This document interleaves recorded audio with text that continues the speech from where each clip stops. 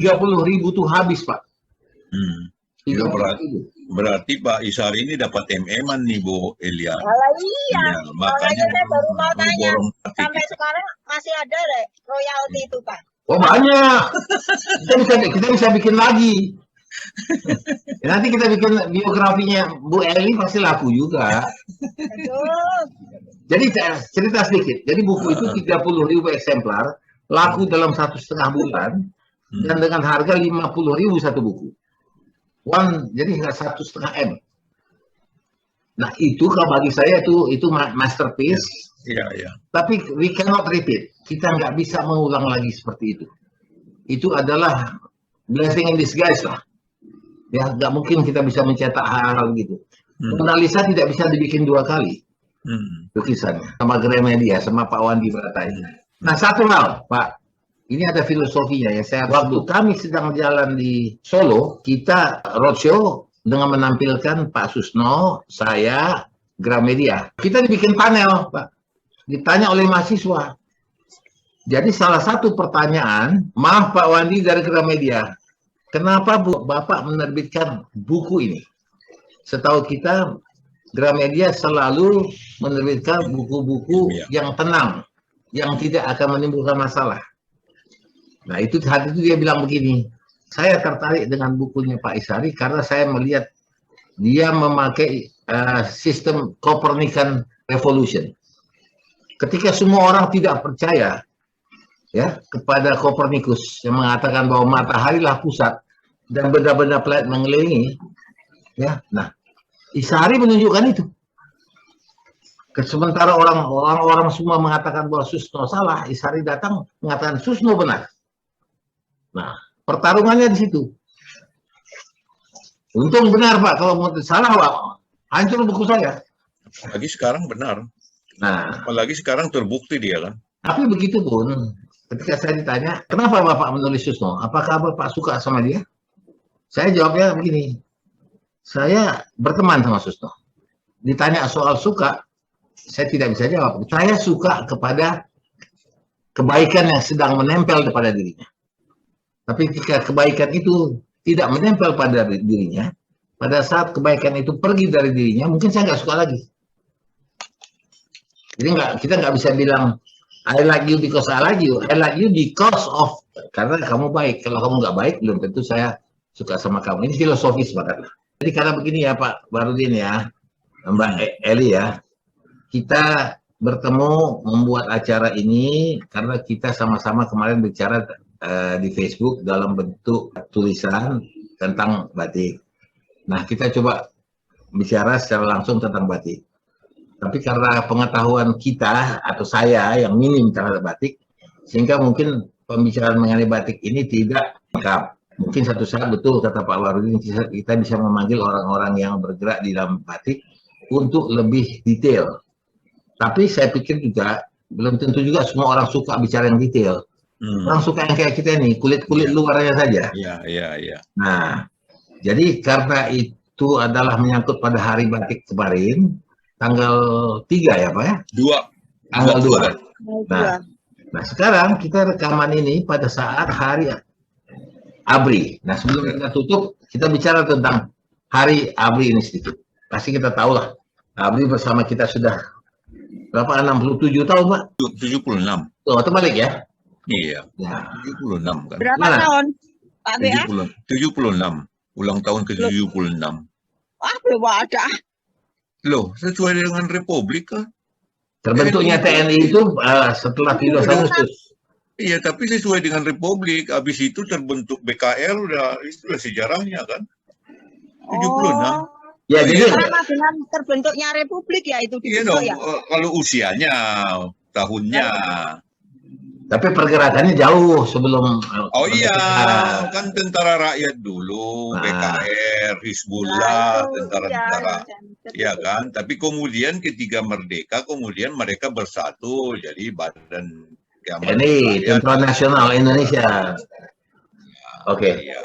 Bagaimana memaknainya, Pak Barudin? Kalau TNI ini sebenarnya ya memang menarik ini sebenarnya kalau kita, tapi memang harus kita cari juga ahli spesial, terutama dan sesudah berdiri di TNI, kemudian muncullah pergerakan, jalanannya, kemudian muncul pemberontakan PRRI Permesta, kemudian datanglah Jenderal Nasution yang keras terhadap hari ini juga kalau Anda baca nanti banyak komentar juga itu, terutama teman-teman itu yang dari sisi PRRI itu ya saya bisa memahami karena dianggap kan justru menggempur pemberontak gitu loh. Iya. Kalau dari sudut pandang NKRI itu kan langkah itu betul.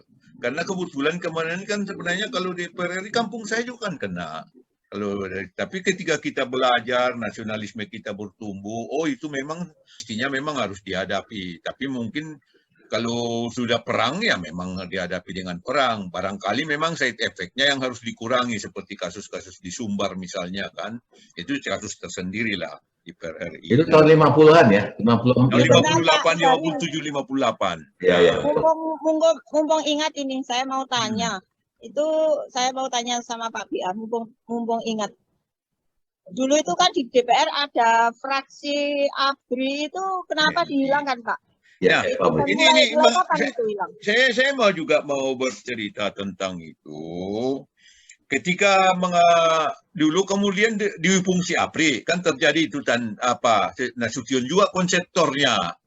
Iya kan, bahwa tentara itu tidak karena bukan lagi sekedar di barak, tapi dia juga berasal dari rakyat, kemudian juga dia masuk kepada semua aspek politik, kemudian kehidupan, kan begitu.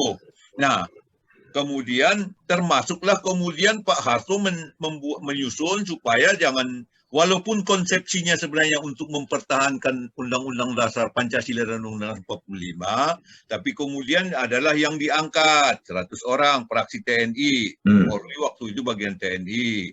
Nah kemudian ada yang dipilih, yaitulah partai-partai kan begitu. Walaupun 55 semua partai, tapi kan juga itulah yang membuat kita kacau kemudian muncul dekret, ya kan? Makanya Pak Soeharto memahami itu perjalanannya. Nah, kemudian tapi kan sebagian di antara kita kan tidak di dunia juga tidak ada lagi seperti sekarang tinggal satu-satunya militer ya yang di Myanmar. Lagi ada tentara lagi. Nah, ketika menyusun perubahan Undang-Undang Dasar, Anda tahu bagaimana terjadinya itu bukan keinginan MPR, tapi itu kan reformasi muncul 32 tahun Pak Harto terlalu lama. Kemudian salah satu yang diminta kan Undang-Undang Dasar harus dirubah. Memang ini menarik sebenarnya, termasuk pendiri HMI Pak Lafran Pane kalau dengar pidato pengukuhannya guru besar di Jogja, bahwa dia memang kalau namanya rakyat berdaulat ya semua harus dipilih. Nah itu loh, ini kelihatan tuh kan. Nah makanya kemudian partai praksi juga itu salah satu jalan ahli yang kita dengar kan. Nah ketika kemudian masuk perubahan Undang-Undang Dasar, itulah salah satu yang bahkan Pak Harto begitu ketatnya beliau dulu tidak boleh dirubah. Kalau mau dirubah, tanya dulu rakyat, referendum. Masih ingat kan tap referendum dikeluarkan oleh DPR.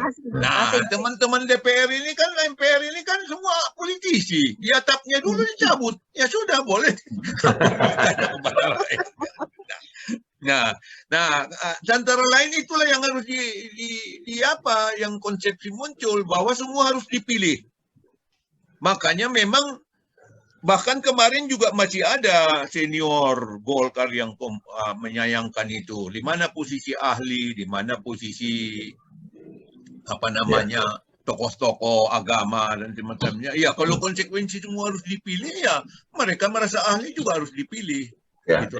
Maka kemudian kita buka peluang kalau pada DPR partai politik, rumusannya bukan di peluang, kesimpulannya di DPD siapa yang utusan daerah. Kalau merasa ahli golongan, ya masuk aja partai politik. Maka sekarang juga banyak TNI yang masuk ke partai politik kan. Tapi prinsipnya semua harus dipilih. Kalau semua harus dipilih ya ibu tahulah kan nggak ada lagi yang diangkat. Dan itu salah satu memang juga kelemahan dulu karena memang sebagian kan diangkat dan utusan daerah, utusan golongan kan orang kemudian bertanya golongan itu siapa. Jadi siapa yang berkuasa sebenarnya kan? Kalau Pak Harto senang si golongan ini, ya itu yang dia tanya dan seterusnya. Sebenarnya itu sederhana kok apanya. Kenapa hilang ya? Karena memang semua minta dipilih. Dan tahu kalau mau rakyat berdaulat, ya rakyat itu ya harus dipilih oleh rakyat. Itu persoalan apanya, sederhananya begitu loh Mbak. Jadi sebenarnya Tapi juga ternyata sekarang begini ya, ternyata setelah dipilih malah jadi runyam. Contohnya Nah. kemarin, dulu waktu saya masih kecil ada fraksi utusan daerah itu kayaknya tenang-tenang aja. Fraksi utusan daerah itu kan sekarang yang jadi DPD itu ya kan Pak? ya. Nah, Ibu kan kalau kita memang kalau kita dari sisi berkuasa itu memang tenang-tenang aja. Tapi bagi orang yang tidak berkuasa, yang rakyat, loh kok yang mewakili daerah Pangdam, istrinya Pangdam, istrinya gubernur. Lah ya kan Pak Ishari. Apa lihat kenyataan itu kan? Enak Itu sekali yang dong. mungkin terus muncul kecemburuan sosial ya? Ada nggak? Ya, iya, memang itulah antara lain yang menyebabkan terjadinya perubahan semua itu reformasi, gitu loh. Jadi sebenarnya ya, nah kalau persoalan side effect-nya itu kan ya kita juga tidak menduga, tidak menyangka. Sebagaimana Pak Nas ketika kemarin wartawan ditanya katanya tentang duit fungsi itu dengan berlinang air mata dia menjelaskan, samalah seperti sekarang. Kita juga bisa mana menyangka duit yang berkuasa atau partai politik seperti itu tidak orang berkualitas yang tampil dan seterusnya. Itu kan urusan lain lagi. Itu loh. Ya ada min plusnya juga seperti itu ya kayak Iya. Kan seperti tadi saya katakan, utusan daerah itu kan akhirnya istri gubernur. Iya, betul. Dan ternyata sekarang Pak Ya, Bias, kenapa nggak dipilih? Kalau memang dipilih, setelah ada pilihan justru malah kisruh kan sekarang. Pilih aja utusan daerah kan gitu. Wah, gontok-gontokan juga, gontok-gontokan karena saya juga merasakan itu. Contohnya itu kan nanti dari unsur Muhammadiyah, ada unsur NU. Intern NO aja untuk menentukan satu itu pun gontok-gontokan. Muhammadiyah juga gontok-gontokan. Itu sebetulnya sama saja kalau yang sama saja. Pada akhirnya kan saya masih ingat itu sebenarnya penjelasan Undang-Undang Dasar dulu. Sistem apapun yang diberlakukan ada satu kalimat yang menarik. Akan tergantung kepada manusianya. Betul. Gitu loh. Jadi memang sekarang kita sudah rubah seperti itu ya tergantung manusianya juga. Nanti kalau dirubah pun lagi nanti pasti ada lagi masalahnya. Muncul lagi. Jadi sebenarnya persoalannya, tapi bahwa ini semua hasil kesepakatan kita. Kita yang sepakat Undang-Undang Dasar dirubah, ya kita sepakat utusan daerah, utusan golongan dipilih oleh rakyat. Iya, kan kita sepakatan kita itu, bukan keinginan seseorang kan. Tapi saya menarik itu sebenarnya ketika kemarin seorang orang politisi yang dekat dengan Soeharto bercerita, sebenarnya Pak Harto itu juga merasa itu, bahwa habis Angkatan 45, maka Dewi Fungsi ABRI juga, Dewi Fungsi ABRI itu habis. Maka memang wakilnya dibuatnya sipil kan, waktu menjelang akhir. Betul. Tapi jadi beliau itu juga luas apanya, bukan karena beliau pembina Golkar loh Mbak, jadi jangan dihubungkan. Tapi memang faktanya kan sekarang seperti itu. Di mana ada lagi orang militer yang berkuasa dia kecuali, iya kan? Itu semua kan demokrasi. Nah perkara demokrasinya kita ini partainya tidak kurang bermutu atau pemilihannya kurang baik itu urusan lain lagi. Masing-masing era membawa sistemnya sendiri. Dan kemudian tinggal bagaimana menjalankannya. Manusianya dan kemudian bagaimana jadi kayak skrup sama mur. Lepas. Untuk mencapai tujuan. Jadi kalau kita lihat sekarang ini hari kita sudah 76 tahun ya. Nah, dan kemudian sudah 76 tahun juga tentara Indonesia. Kalau kita dulu bilang itu angkatan bersenjata kan. Nah, jadi kebanggaan itu ada. Nah, apalagi kalau saya kan anak ABRI juga, gitu kan. Nah, jadi terasa dan terus terang ya. Pada waktu itu dulu, pada waktu itu terjadi perpesta, itu saya tinggal di Sibolga, masih SMP. Saya tahu bagaimana kita lagi belajar, tiba-tiba dum, kita menyuruh ke bawah kolong itu. Nah, Dulu kalau kita mau ke Medan, jalan darat, Dikawal. itu pakai konvoy. Iya. Boleh sendiri-sendiri. Wah, pakai truk tentara. Iya. Ya. Belum lagi nanti pada waktu dekat 330S, itu orang tua kita konsinyur di kantor. Usul lagi ya. Sementara rumah kita digedor-gedor sama PKI sudah mau dibunuh kan? Iya. Nah itu terasa pada saat itu. Ya itu, kalau kita kembali ke situ kan selalu diingatkan bahwa satu-satunya kekuatan nasional yang masih utuh adalah TNI kan, itu Ya. ingat betul saya ceritanya. Betul. Nah barangkali itu yang harus jadi pegangan kita, Betul. yang kebanggaan kita kepada TNI. Luar Mungkin biasa. ke depan juga iya. Dan mudah-mudahan nanti itu pula yang bisa, walaupun mungkin ada orang-orang menyimpang sedikit ya, tapi ya, itu kecil lah berapa persen. itu simpangan. Nah, kalau saya kalimat saya sering saya pakai begini, Mas Fardin, saya mengatakan institusi yang paling siap di negara ini adalah TNI. Iya. Iya. Kita ambil dari sana, taruh di mana, itu smooth jalannya. Iya. Jadi tidak salah kalau kita memilih orang pintar. Jadi jangan nanti ada yang mengatakan, wah karena dia ABRI, karena dia tentara, gampang dong dia. Padahal bukan itu. Kita pilih dia karena dia cakap, karena dia pandai. Ya, kan sekolahnya kan banyak, Lemhanas segala macam. Itu kan latihan kepribadian luar biasa. Jadi kita bangga. Bahkan kalau tidak salah saya, tentara combat kita itu nomor 2 di dunia. Kalau saya nggak salah baca literatur ya. Apa nomor 1 apa nomor 2? Tapi dapat nomor, Pak. Tentara combat kita. Iya. Kemudian kita kan pertentangan itu kan sekarang begini. Satu sisi kan pesawat kita ya udah kuno, perawatan kurang, alutsista lah. Tapi satu sisi kita butuh yang canggih. Yang seperti Sukhoi, seperti misalnya F-16 harus dia. Dan ada lagi perkembangan baru. Persoalan kemudian kapal laut harus mengamankan pencurian ikan, harus apalagi Laut Cina Selatan. Betul. Satu sisi kita butuh dana yang besar, tapi satu sisi ini yang dihadapi kan, sementara cadangan kita, dana kita terbatas karena sebagian udah habis udah untuk infrastruktur. Ya. Nah, kemudian belum lagi pandemi.